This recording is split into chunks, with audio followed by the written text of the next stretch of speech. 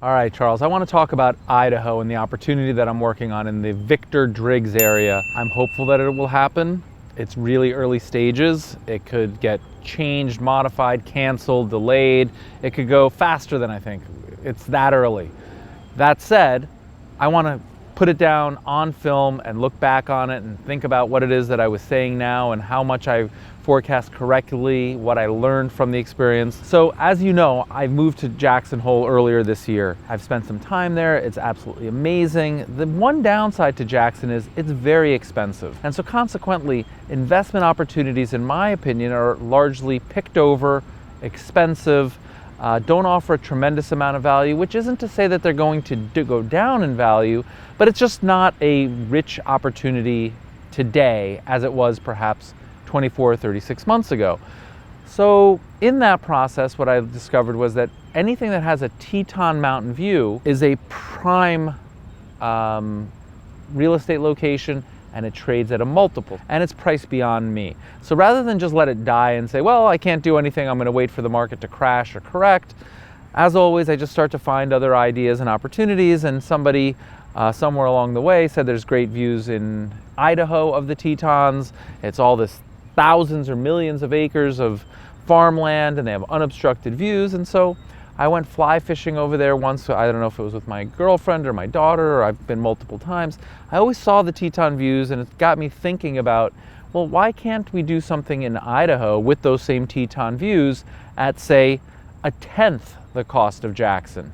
Now, Jackson is Jackson, and I understand why it costs that, but is there something else that we can do in Idaho with the views at a fraction of the cost that might be a better investment? So here's my vision that's currently going on here, again, subject to change, but I love the fact that there's just this blank canvas and acres of land. And so some of these parcels allow me, or the owner, and the public, by the way, to walk through the property and access the backyard, which is millions of acres, where you can mountain bike, hike, in some cases horseback ride and motorbike, and so it's just a playground, and that's protected forever, which I love. And so I want to incorporate that ideology of I'm here for the wilderness, and I'm in this really remote place that very few people have experienced in this way, and I want to promote that. And I want to promote that from a very simple, rustic, I don't know if it's tents, I don't know if it's tiny homes, I don't know if it's Airstreams and trailers. That's all to be determined. I'm working with some people that have real expertise. I just had a call with them yesterday. You and I, if I decide to go forward with this, would be designing and using that time intelligently, and then by the time I actually take ownership of the property, maybe it's March or April, and the snow doesn't really thaw out there until May or June anyway. But in an ideal world, if I'm going to have this much money tied up in this project, I'd like it to start to show signs of life and some revenue and some feedback and some learning this summer, as opposed to carrying it for a full, call it 12 months. We're going to meet on location, help refine the concept, think about what the experience looks like, what the price points are, treat this as a business. But the vision is really simple. People should come here, feel like they've never done anything like this anywhere else in the world, and furthermore, there's no other place in the world where they could do this. And for that, I think people will pay a premium. What's the downside? Well, the downside is I'm just wrong. Nobody views this area quite as beautifully as I do. People won't travel to get there. People won't pay a premium to stay in a very simple and well-executed tent or Airstream. There's not enough demand. There's not enough demand that people will justify the price, and I lose a lot of money. That's the risk. I'm not betting the ranch. I'm not putting all my eggs in this basket and praying that I'm right.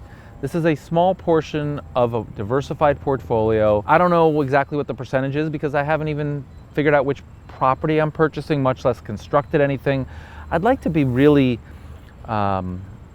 gentle with the land. I don't really see bulldozers and excavation and dynamite. Like, that's not it. It's more about really light touches and building walkways and paths and little platforms with tents. And so I don't foresee the costs being that much either. I'm sure they're going to be more than I think. That always happens. So I budget for that and I have room for error. But it's not going to bankrupt me, and I think I'm buying the land at the right time in the cycle such that I'll likely be able to exit if I needed to with a small profit or getting out flat. And so risk management is really important. I don't want to minimize that. Just because I don't spend as much time and energy as the average person doesn't mean that you shouldn't. But I'm pretty comfortable with it. I'm going to do it intelligently. And the other thing that I'm speaking to the people that I'm working with is, how do we phase this out, right? Let's do a proof of concept.